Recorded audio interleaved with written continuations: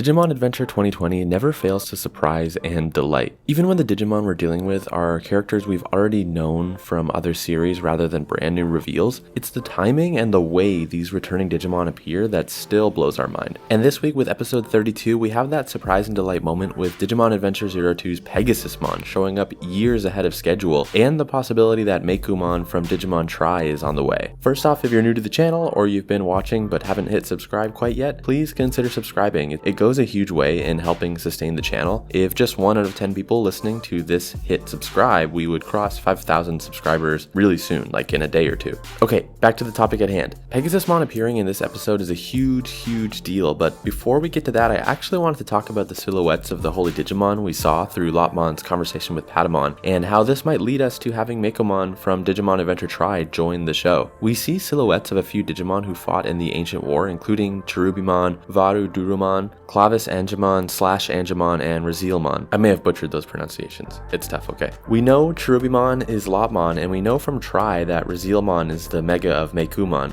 I previously put out ideas that we could see a late series addition to the cast, like Rio or Willis, but maybe Digimon 2020 is interested in introducing Meiko and Meicoomon. I know they don't fit into the adventure story until Tri, but this new series has also recently proven it has no issues with plucking concepts from later parts of the adventure story and pulling them in early. And by that, I'm talking about 02's Pegasusmon appearing in this episode. Commandamon is being chased by these incredibly designed Digimon, Fangmon. Taichi and Sora's Digimon just aren't cutting it this week, but Patamon isn't able to transform into the Holy Digimon Angemon. Regardless, Takeru and Patamon stand up to the villainous Digimon, and their willingness to fight transforms Patamon into Pegasusmon. I thought this scene was awesome. It was super well choreographed and animated, and ultimately just a joy to take in, but I do have some questions. Not even complaints. I'm not going to call them complaints, but they are questions. You're probably asking yourself the same ones. Namely, what does this mean for armor evolution, for armored Digi-Eggs, aka Digimentals? We all saw it pretty clear. This iteration of Pegasusmon did not come about from a Digimental. It was sort of an alternative evolution line. I'm okay with this because I've always hoped one of the shows would go deeper into the alternate evolution lines, like the games and other media, since many fans who only watch the shows aren't even aware of these evolutions and